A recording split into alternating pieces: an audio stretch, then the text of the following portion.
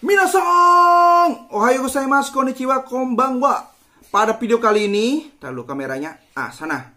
Pada video kali ini kita akan menyimak sebuah cerita ya, salah satu siswi saya. Nah, siswi saya ini udah bekerja di Jepang. Kalau dulu dia belajarnya mungkin ala kadarnya gitu ya, belajar bahasa Jepangnya. Nah, sekarang ini dia udah kerja di sana, kira-kira bagaimana ya? Oke, kalian pengen tahu nggak nih kalau seandainya kerja di Jepang, orientasi awalnya itu seperti apa? Hal-hal apa saja sih yang boleh dan yang nggak boleh tuh kayak gimana gitu ya? Oke, simak terus videonya. Jangan lupa like, comment, subscribe. Tanpa basa-basi lagi, kita simak video kiriman dari Dina Kartika. Ichini Sang, let's go! Nah, jadi sebelumnya saya udah minta izin terlebih dahulu ya untuk mempublikasikan hal ini. Nah, katanya dari Dinanya itu diperbolehkan gitu ya. Oke, nah terus untuk tempatnya sendiri adalah di Kagoshima gitu. Nah, Kagoshimanya itu di mana nih? Nah, ini udah ada di peta ya.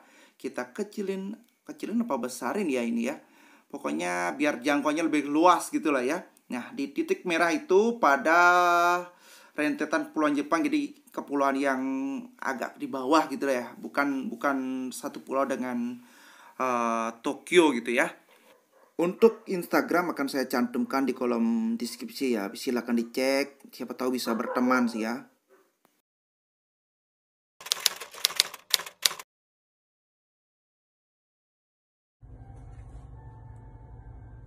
Halo, perkenalkan nama saya Niwayan Dina Kartikawati, biasa dipanggil Dina, asal saya dari Bali. Nah, untuk saat ini saya sedang bekerja di Jepang di salah satu pabrik mebel selama 3 tahun.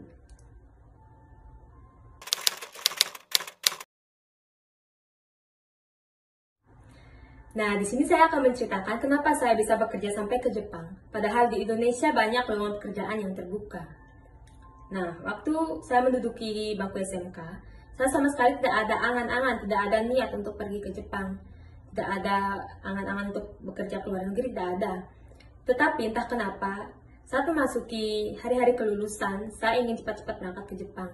Saya berpikir bahwa di tempat saya itu sulit mencari pekerjaan yang bagus. Di usia saya yang bertambah, saya ingin membahagiakan kedua orang tua saya, membahagiakan keluarga saya, dan ingin mengubah perekonomian keluarga saya dengan cara bekerja ke Jepang.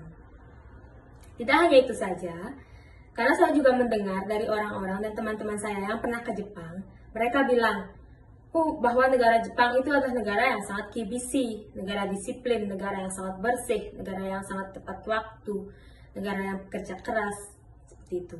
Nah, karena saya ingin membuktikannya sendiri, saya langsung mendaftarkan diri saya ke salah satu LPK yang berada di Bali. Gitu. Ya, tidak hanya itu saja, saya pergi ke Jepang juga ingin menambah wawasan saya, ingin menambah pengetahuan saya, ingin menambah pengalaman saya yang nantinya saya akan terapkan ke Bali. Saya bisa membaginya kepada teman-teman sekitar agar bermanfaat di kemudian hari. Seperti itu.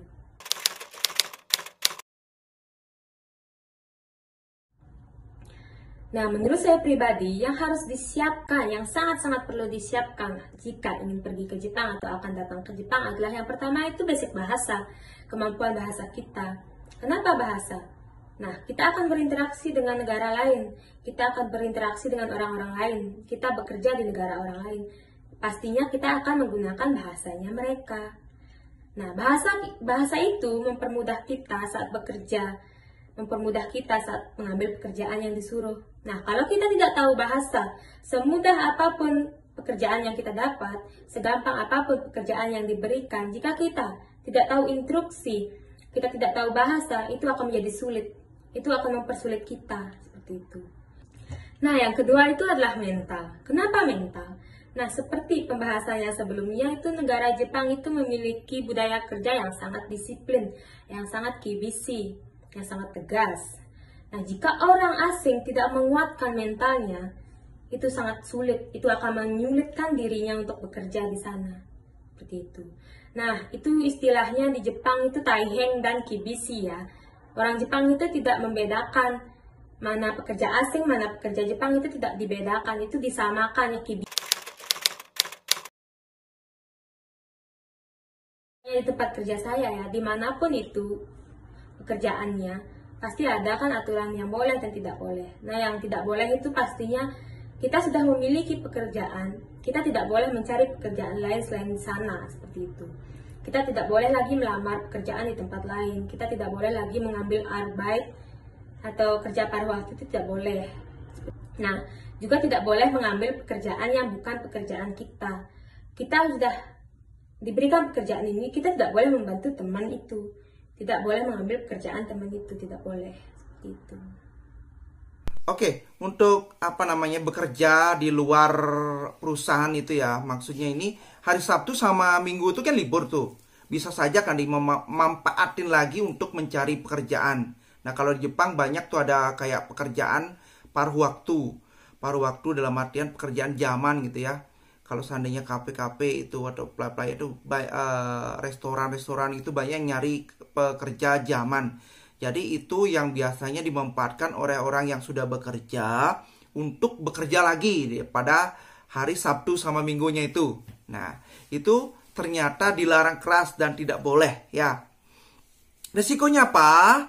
Resikonya itu kalau ketahuan pasti akan dipulangkan ya. Jadi jangan sampai ketahuan. Maksudnya jangan berani coba-coba hal itu gitu ya. Bukan jangan sampai ketahuan. Terus untuk untuk membantu orang lain itu dalam pekerjaannya itu kayaknya udah di kapling-kapling jelas gitu ya. Ini pekerjaannya gini, ini pekerjaan gini. Jadi itu kita nggak boleh bantu gitu. Kita fokus sama pekerjaan saja. Pekerjaan kita sendiri saja dulu yang difokusin seperti itu ya.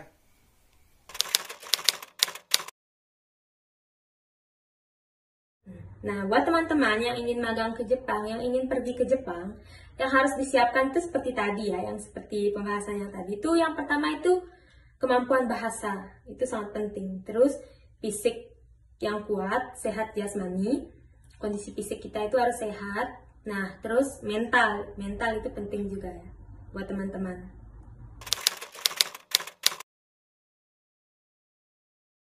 Nah, di sini saya akan menceritakan minggu pertama saya kerja di perusahaan saya. Minggu pertama bekerja di perusahaan saya itu sangat gampang, sangat menyenangkan ya. Kenapa? Karena saya itu waktu itu diajarkan dari nol. Saya baru datang diajak untuk berinteraksi gitu kan dengan orang-orang sekitar, perkenalan lingkungan, diajak belajar, bermain sambil bekerja seperti itu. Diajarkan dasar sampai yang tinggi. Pokoknya minggu pertama saya bekerja itu sangat menyenangkan, seperti itu. Dimanapun kita bekerja, minggu pertama itu pasti kita diajarkan dari nol, diajak berinteraksi sama teman-teman, sama rekan kerja, sama lingkungan kerja kita.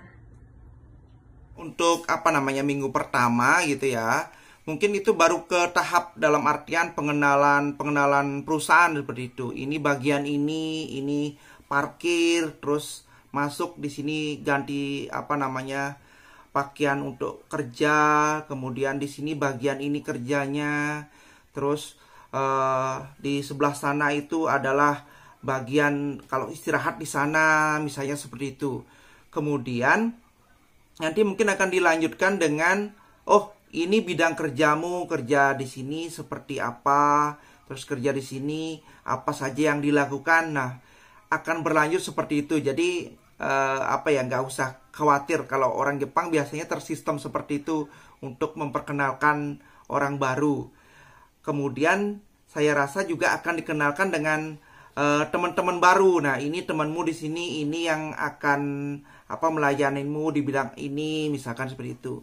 Jadi saya rasa sudah terstruktur, jadi tidak begitu khawatir seperti itu ya.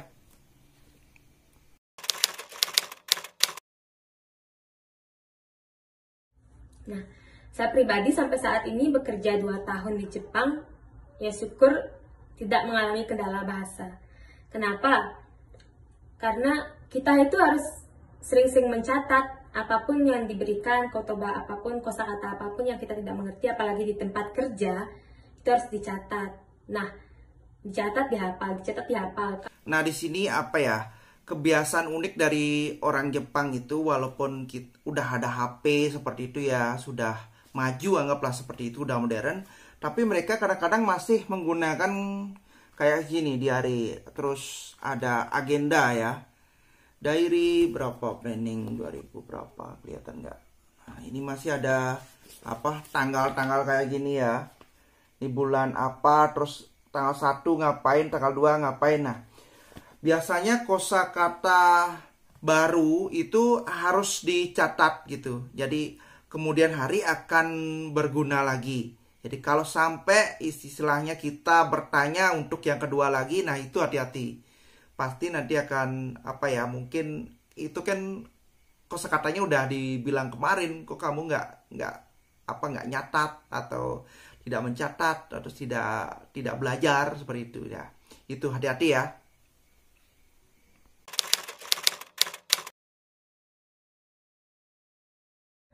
Nah, pengalaman buruk saya waktu itu, saya sampai ke Jepang baru 1 minggu, saya diajak jalan-jalan ke mall sama teman-teman. Nah, di sana semua di dalam mall itu teman-teman saya itu menukar uang kertas dengan uang receh seperti itu. Tapi saya tidak seperti itu. Saya tidak, teman-teman saya sudah menukarnya dan keluar apa namanya? Keluar koin-koin kan dari uang kertas seperti koin. Nah, saya pindahlah ke tempat mainan. Tempat mainan itu juga ada penukaran uang. Dan karena saya tidak tahu, karena saya tidak membacanya, kayak membaca pelangnya itu, saya tukarlah uang 5 ribuan saya ke uang koin, tapi tidak semua, cuma 2.000. Saat 2.000 itu saya tukar. Koinnya keluar, tapi bukan koin-koin yang bisa dibelanjakan, itu keluarnya koin mainan. Seperti itu. Itu sangat menyedihkan ya. Uang koinnya itu banyak, ada satu tasnya sebanyak ini, segede ini kayaknya itu tasnya. Itu saya taruh di sana dan saya tanya sensei saya, sensei, kenapa ini uang saya kok jadi uang mainan seperti itu kan? Setelah saya tanya ke sensei saya jawab, kamu udah baca belum? Itu penukaran uang mainan atau uang asli? Nah, saya jawab, saya nggak baca sensei. Kenapa nggak baca? Ya karena saya malas aja, saya begitu kan. Dan saya akhirnya baca itu pelang namanya. Itu khusus untuk penukaran uang mainan. Itu bukan penukaran sih, pembelian uang mainan seperti itu. Nah, di situ saya baru menyadari bahwa dimanapun kita berada, kita harus budidayakan membaca. Budidayakan membaca itu penting ya buat teman-teman. Budidayakanlah membaca dimanapun, kapanpun kita berada, itu sangat penting. Nah, bukan itu saja, saya juga sering membeli roti. Saya tidak pernah membaca Xiaomi Kigengnya, ya kan? Xiaomi Kigeng itu kadaluarsanya. Terus saya membeli roti, saya diamkan rotinya beberapa hari dan saya lihat Xiaomi Kigengnya sudah lewat. Dan akhirnya tidak makan dan terbuang sia-sia. Nah, sejak saat itu saya membudidayakan untuk membaca Xiaomi Kigeng yang berada di makanan. Seperti itu. Nah, hati-hati ya. Nah, kalau Dina ini katanya itu nukar uang 5.000 tapi untungnya cuma 2.000 ya, 2.000 yen. Itu kalau dirupiahkan itu, kalau anggaplah 1 yen itu 130 rupiah gitu ya. Itu berarti 2.000 itu 260.000 rupiah. Jadi itu untuk beli uang mainan. Nah, nih gara-gara apa? Gara-gara tidak membaca. Nah, ini makanya hati-hati ini. Ya, jadi membaca atau baca tulis itu dalam bahasa Jepang itu sangat penting gitu ya. Kemudian, nah ini katanya lagi itu dia beli kue gitu ya, beli roti ya. Nah, itu dia juga tidak membaca kadaluarsa itu sampai kapan gitu ya. Kalau saya pernah beli roti kalau yang udah deket kadaluarsanya itu biasanya dijual setengah harga gitu. Jadi ya lumayan murah ya, tapi harus segera dimakan seperti itu. Oke. Nah, pembelajaran untuk yang ini harus budayakan membaca gitu ya. Nah, kalau foto-fotonya Dina itu saya cek yang di Facebooknya dikasih udah nyebarkin. Nah, yang ini foto mungkin dia main salju sama temennya gitu ya.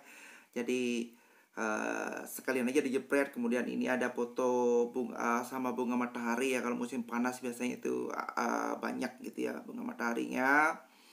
Kemudian nah yang ini kayak ini ke kuil kayak gitu ya.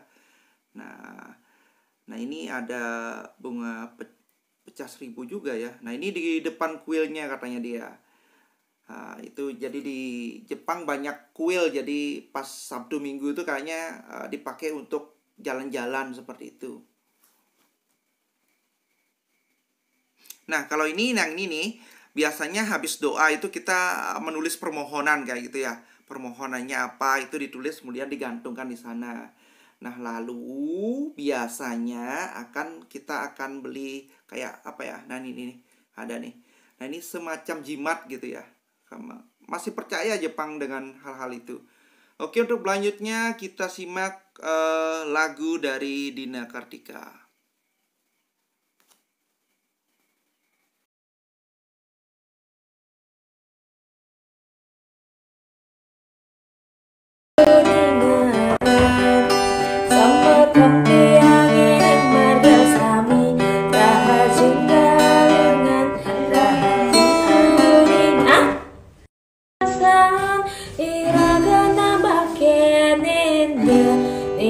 Dados tentang yang tanammu sengkala rajin galungan rajin kuningan sampai tepi angin marga sami rajin galungan rajin kuningan sang iraga nambah keninda nikah dados tentang yang tanammu sengkala rajin galungan rajin kuningan sampai tepi angin marga sami. Nah itu tadi cerita dari Dina ya. Selamat berjuang di sana, semoga sukses. Untuk yang lain yang bakal berangkat, jangan lupa semangat belajarnya. Itu saja untuk video kali ini. Matai maco.